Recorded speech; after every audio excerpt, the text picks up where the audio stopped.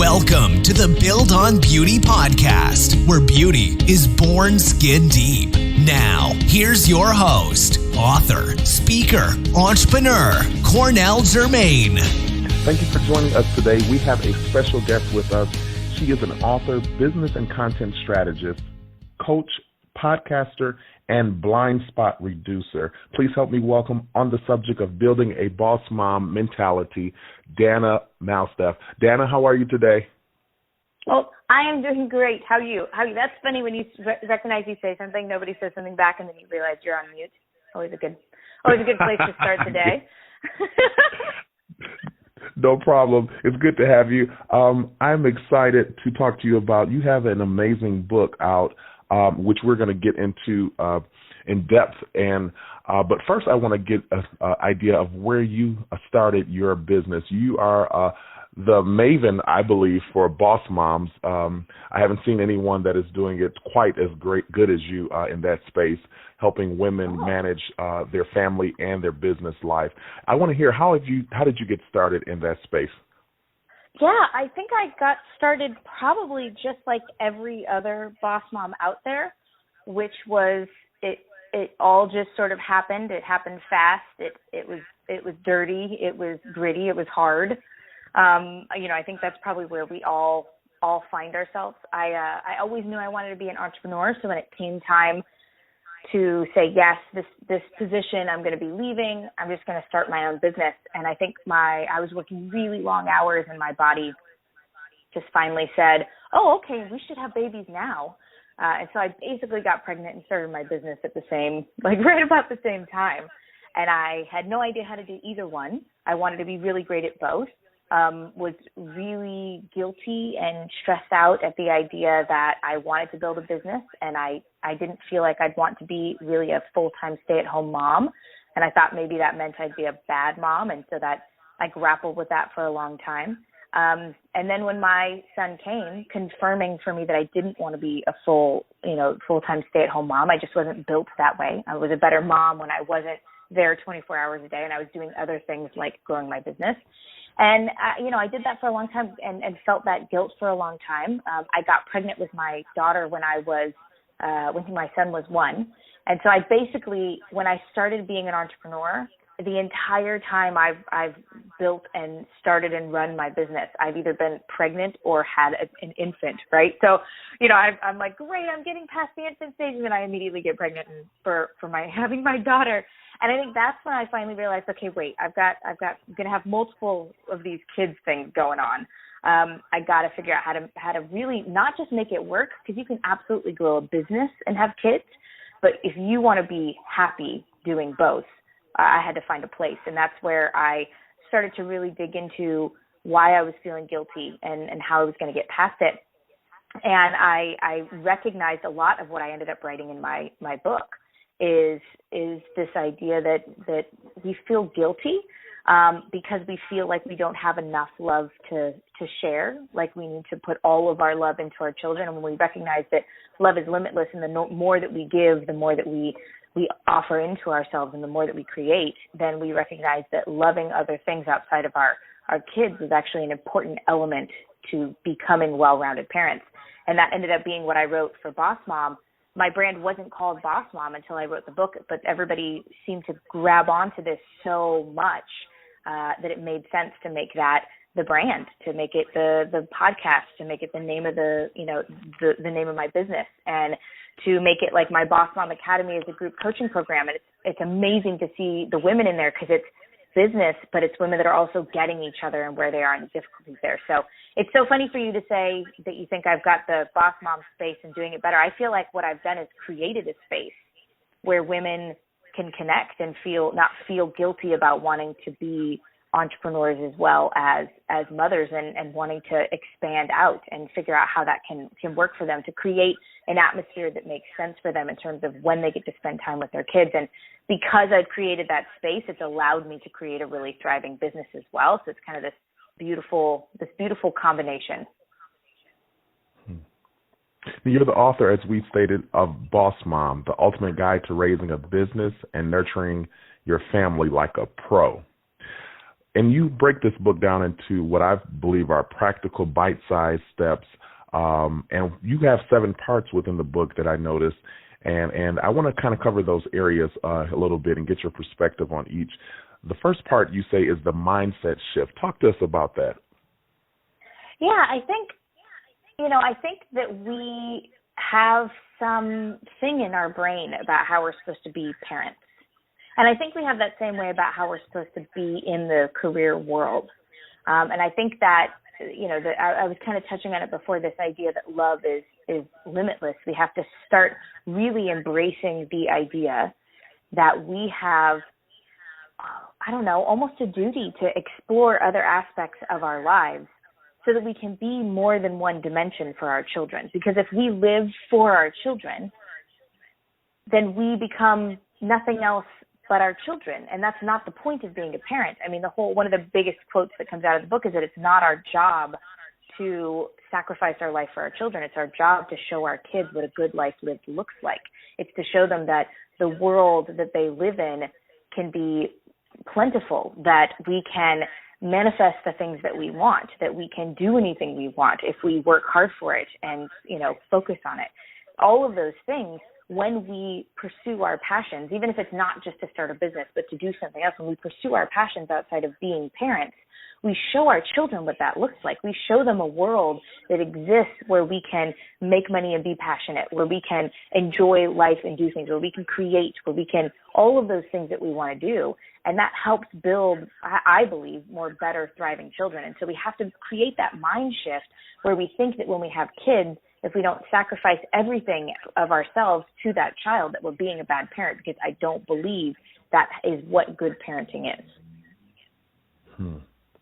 Now, the next one, and we all realize in many aspects of life, particularly we say it about dating and things of that nature, that timing is everything.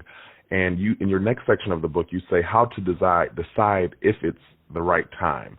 Is that a big thing for a woman that's looking to run into this space? What should she look for? What is the right time for this? Yeah, it's so funny. We were just recording a Boss Mom podcast episode talking about how to prepare for your business when you're having, for the second kid. You can do it with the first kid and you're looking to start with a second kid. And it's so interesting because one of the things we really, the number one piece of advice we said is you've got to just close your eyes and decide that you're going to do it and commit.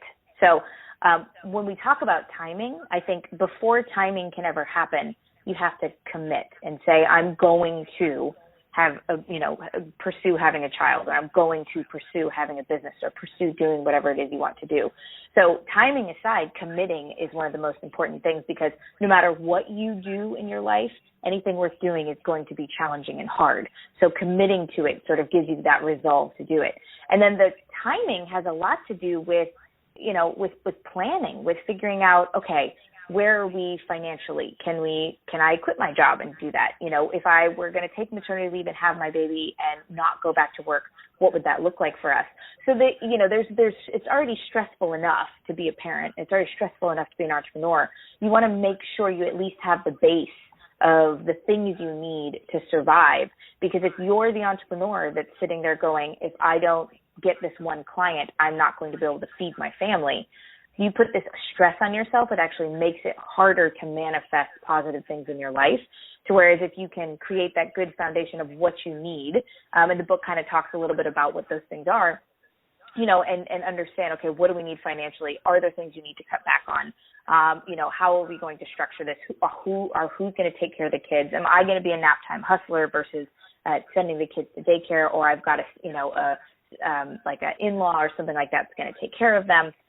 Those kinds of things really just help to feel like you're prepared. And so as soon as you've thought of those things and thought those things through, then dive in. I think, say you've committed to it, you've made sure that you can actually handle it in your life to still sustain the life, that you have, and then just close your eyes and jump off the cliff. Because if you wait too long and just let it sort of marinate in the idea of having babies or having a business, you're going to scare yourself out of taking action. Yeah, absolutely. Now, as it relates to timing and the whole idea of even developing this, nature as a boss mom. How do women get hubby involved? How do they make sure that it's good with the man of the house? What's the approach to that? Yeah, so I think it obviously depends on the relationship they have already. I think it depends on the kind of support they have from their husband. This is the funny thing is that unless your husband, spouse, partner, whatever it is, unless the person you're with is in your business space, like unless they understand like for me, unless they understand running an online service-based business and coaching business, unless they get the ins and outs of that, you can't expect that they're going to understand what you're doing, what you're going through, what your wins are, how to translate your wins into something that makes sense for them. They live in a different world. And so I think oftentimes what happens is we want to start something. We want to start an online business, and we don't understand why our spouse doesn't really get it. Like they want to support us in most cases. They go, yeah, I want to support you, but I also realize you made this money over here, or it used to be this way. So I don't really understand what you're doing. I want to support you, but I'm not sure I get it. And a lot of times they don't say that, but that's what they're thinking because they don't speak the language that we're speaking every day online. You know, my husband will look at me and he'll be like, you're on your phone. And I'm like, well, I'm actually working. So you have to give me this space to work because it's a little bit different than when you're on Facebook. Me being on Facebook is business in a lot of instances. So what my biggest advice for getting your spouses included and on board is to communicate and to understand that you're communicating and translating into a language that makes sense for them. So for me, I go, hey, this is what I did today. You know, I was on social media and I did these things. That means this. That means this many women that I talked to actually went over and looked, and some of them signed up for my retreat, and some of them I had a conversation with, and it ended up getting me an interview on a podcast. And this one, so I start to translate for him in a way that I wouldn't with other people in my industry, exactly what I'm doing and what it's getting me and why I'm doing it, and all of those things that go along, because I have to continually recognize that his world is not my daily business world. And the more you can recognize that the translation is really important, the more they'll appreciate that, understand it, and be on board with it, I think. Not always, but I think that's a good way to move things forward. I totally agree. Now, the ups and downs, let's talk, because we understand that nothing comes easy that's really worth having. What are some of the ups and downs that you've experienced in this transition? Oh, my gosh. I don't know if we have enough time to talk about them. Well, I mean, for instance, you know, you're a mom and you're an entrepreneur. When my kids get sick, my kids come first. You know, I've had a couple instances where I've had a big launch and I did not prepare correctly, and one of my kids inevitably, Murphy's Law, gets sick, gets sent home, is home for several days, and I'm freaking out because I don't know what to do. Now I prepare in my business for that. So I go, okay, if I know I have a launch, I've got webinars to do, I've got all these things to do, I make sure I've got backup. So if somebody comes home sick, I don't miss those things, and I can, you know, so I'm structuring my business better and better every quarter, every 6 months, every year to accommodate some of the things that I know have stressed me out before. But yeah, sick kids, crazy. I think just the unknowns of online business. I mean, everybody thinks I can start an online business and it'll be fine and it'll, you know, everybody's doing it. And you see Facebook ads all day long about, oh, how I made 6 figures in 1 month and those kinds of things.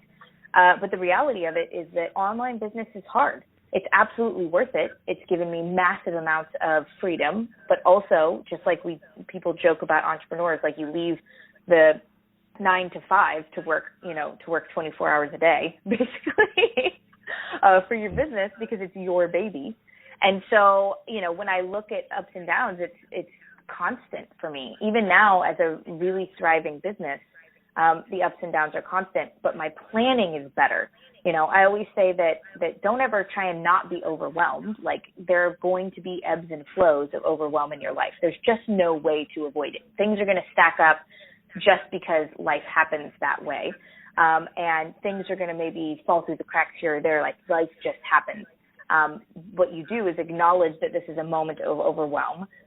You know, I did a whole podcast episode about chunking the things you have to do into 10-minute increments, when you feel a little bit overwhelmed, and acknowledge it, acknowledge what's giving you the overwhelm, and then just tackle it a little 10 minutes at a time until you get back to a space where you feel really good, and then move forward. So I'd say there's no way to escape that, but you can plan for it and work through it and acknowledge it and leverage it, I think, to your advantage as you move forward in your business.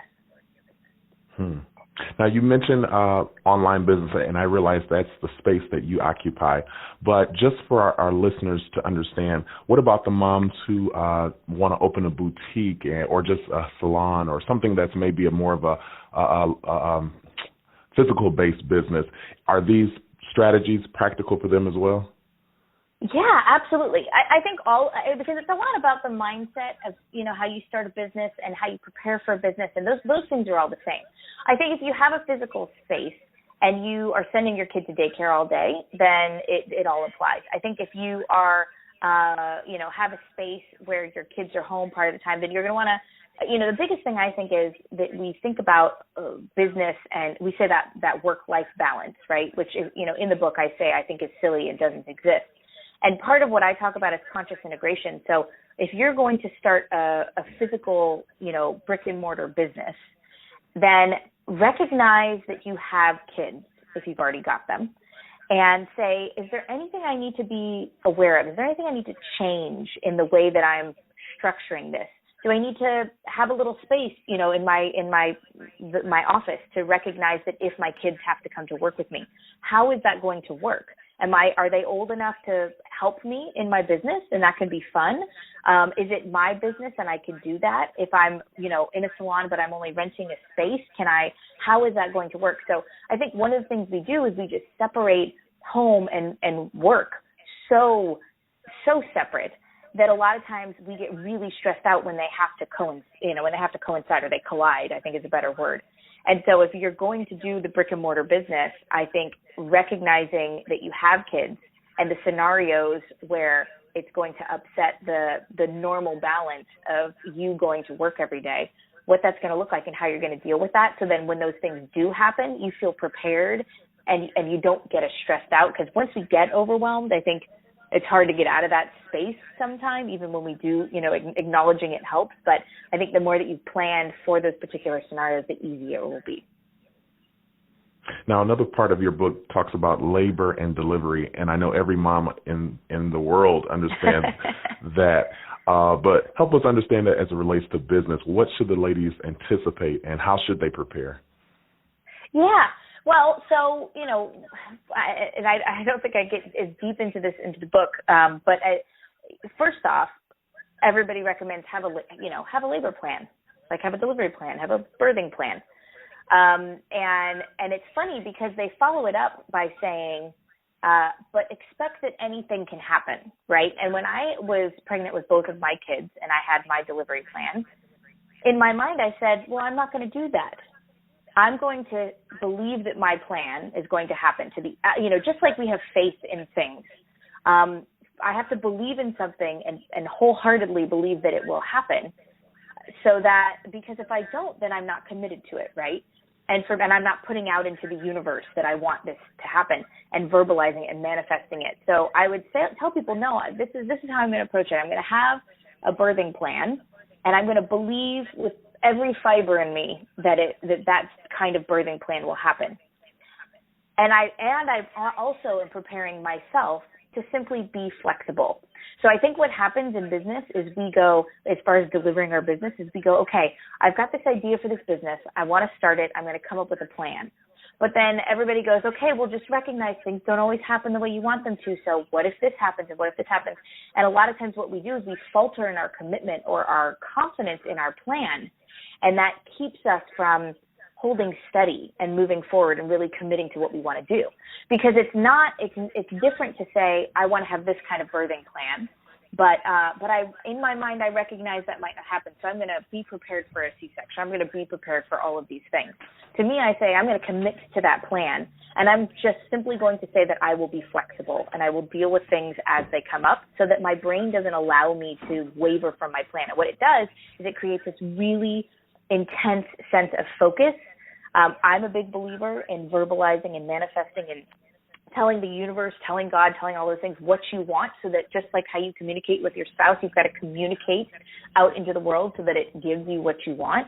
You have to do that same thing. So when it comes to building that plan for your labor and delivery, you do that. And then when it comes time to actually do it, one of the biggest things I know I talk about hypnobirthing is recognize that we're built for it.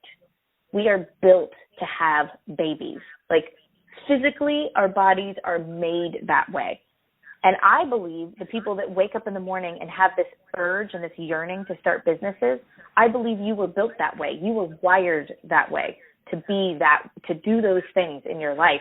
And so when you embrace that, you take away the fear. And to me, the fear when you labor is what tenses you up. It's what makes it hurt more. It's what makes it take longer, all of those things. And it's the same thing in business, is when you have fear, things tense up. You question your decisions. You take longer to do things. You find that, things don't happen exactly the way you want.